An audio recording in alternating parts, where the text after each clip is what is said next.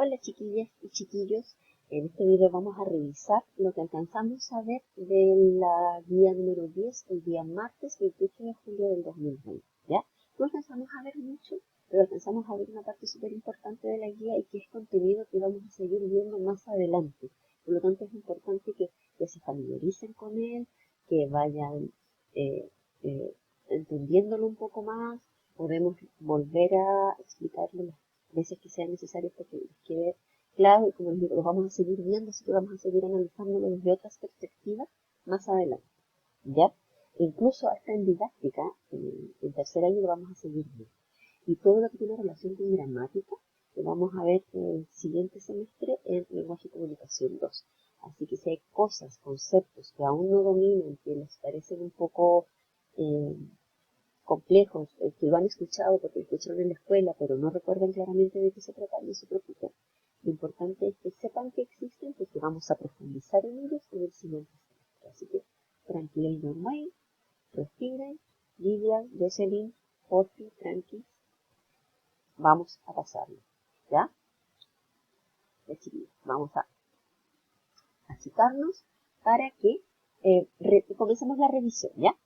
Es importante que veamos esto de los textos, porque hay autores que señalan que tanto un texto escrito como un texto oral son textos. Y podemos decir texto oral y texto escrito. De hecho, por ejemplo, la RAE dice que estamos hablando o conversando incluso cuando estamos hablando o escribiéndonos a través de mensajes de textos. Estamos hablando, porque hay una comunicación en esta modernidad del siglo XXI, ¿ya? Pero hay autores que consideran que la oralidad, un texto oral, no tiene sentido y que no lo podemos almacenar en bibliotecas, aunque incluso pensándolo en aspectos modernos, a través de los pendrives o de los discos duros externos, sí podemos almacenar textos orales, ¿no?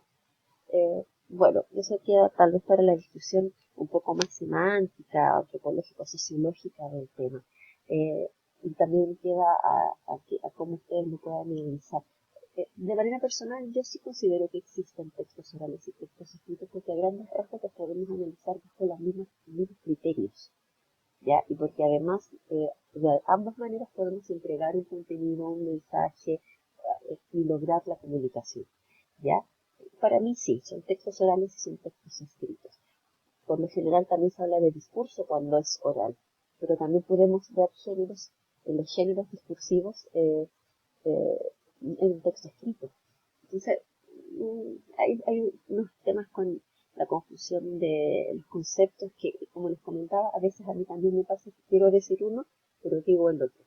Y posiblemente a ustedes también les vaya a pasar a medida que están incorporando estos nuevos conceptos a su lexicón, a su vocabulario y a su diccionario de conceptos pedagógicos, ¿ya? Entonces, podemos hablar de textos cuando podemos analizarlos bajo los siguientes criterios. Y tenemos 4 criterios. El de coherencia, que es esta propiedad interna del texto que nos permite seleccionar, ordenar y permitir que se adecue de tal manera la información para que el destinatario la entienda, ¿ya?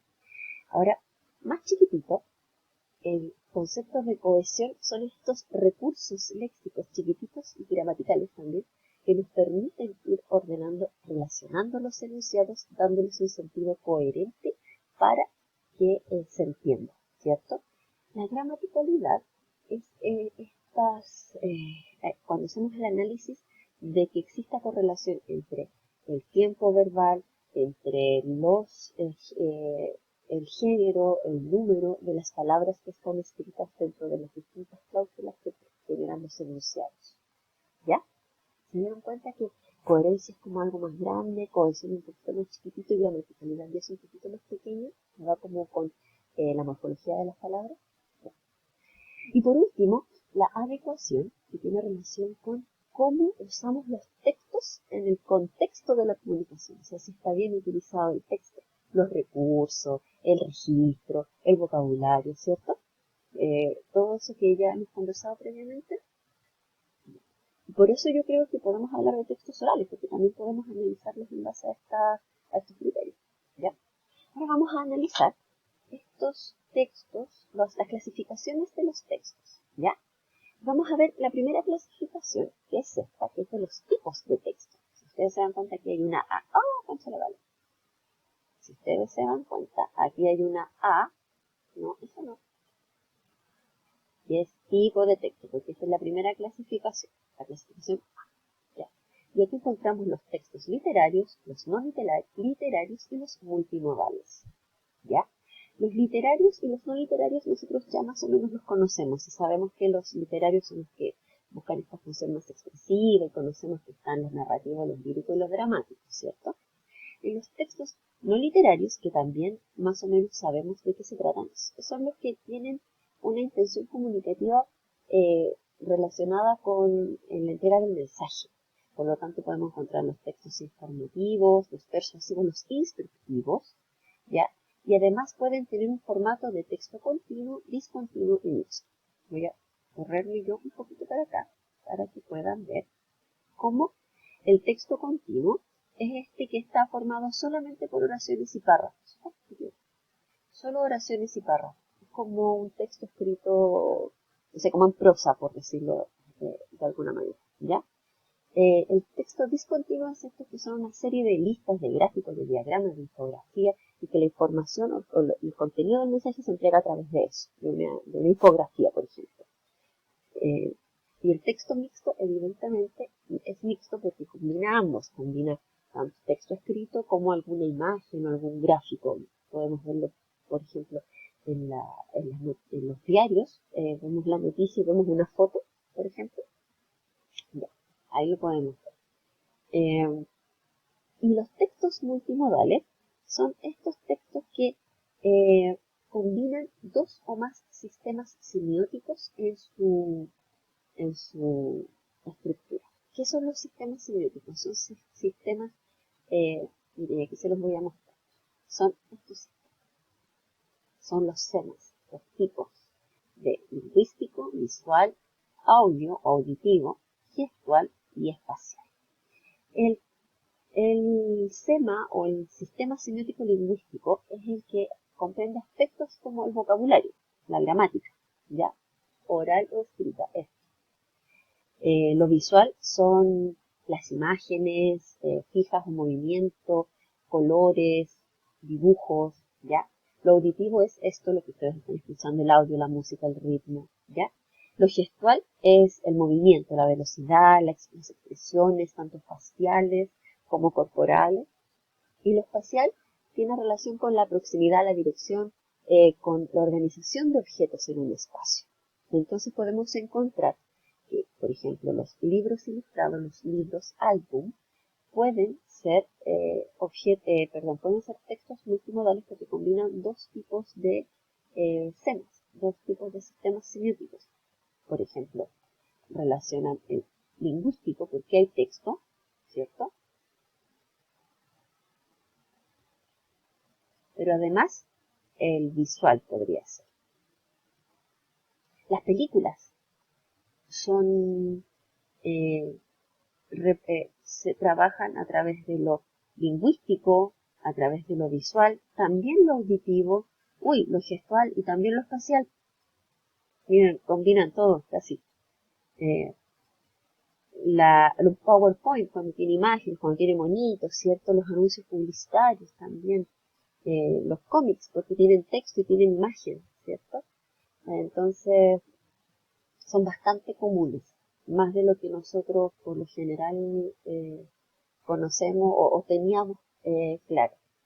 Ya. La otra clasificación de los textos tiene relación con el género en el cual se desarrolla. ¿Qué son los géneros? Son textos que nosotros podemos reconocer fácilmente por su estructura, ¿ya? Son géneros que nosotros podemos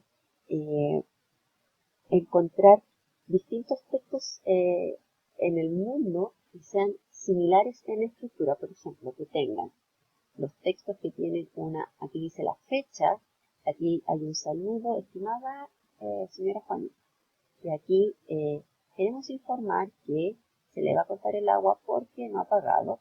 Por favor, si usted ya pagó el agua, omita este mensaje. Atentamente, Juanito Pérez, presidente de la Corporación Absorbe Aguas. Esto, por la forma del mensaje, podemos encontrar que, independiente de lo que del contenido, del mensaje particular, sí nos entrega un contenido de una forma y bajo una estructura textual que nosotros podemos reconocer fácilmente como, en el caso nuestro, una carta. Podemos encontrar otras estructuras como el poema, como la noticia, como la fábula, como los cuentos, que tienen cierta estructura macro que nos permite identificar. Entonces, tenemos que acá tienen un tema, tienen una estructura, tienen un estilo y una función, ¿ya? Y también a grandes rasgos lo podríamos clasificar en esta descripción. Pero la característica principal es que tienen tema, estructura, estilo y función, ¿ya? Eso sí no se nos puede olvidar. Y que además esa estructura nos permite identificarla. ¿Ya? El último tipo de clasificación es el tipo de discurso. ¿Qué discurso nos está entregando este texto? ¿Cómo podemos reconocer? A través del número de intervinientes, de la función que realiza el texto, de la intención estética, de la relación con la realidad y de la diagramación del texto en sí, en este esquema, ¿cierto? Y en base a esto podemos identificar 5 tipos de discurso.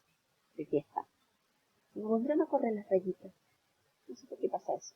Bueno, podemos encontrar, vamos a borrar esto para no confundirnos, el diálogo, y me quiero rayar ahora sí, el diálogo, la narración, podemos encontrar la descripción, la exposición y la argumentación. Son 5 tipos de discurso, ¿ya? Cada uno de ellos, a pesar de que podemos identificarlo con estos criterios, tiene sus propios criterios de construcción, ¿ya? Con los que también podemos identificarlos. Entonces, ojo, me va quedando súper poquito tiempo. El diálogo tiene estos recursos que los podemos ir analizando. La narración tiene otros recursos. La descripción tiene otros recursos, por ejemplo, expresiones nominales. Tiene también expresiones temporales. Sin embargo, la exposición utiliza muchas oraciones complejas causales y ciertos tipos de conectores. ¿Ven? Y los verbos están escritos de cierta manera.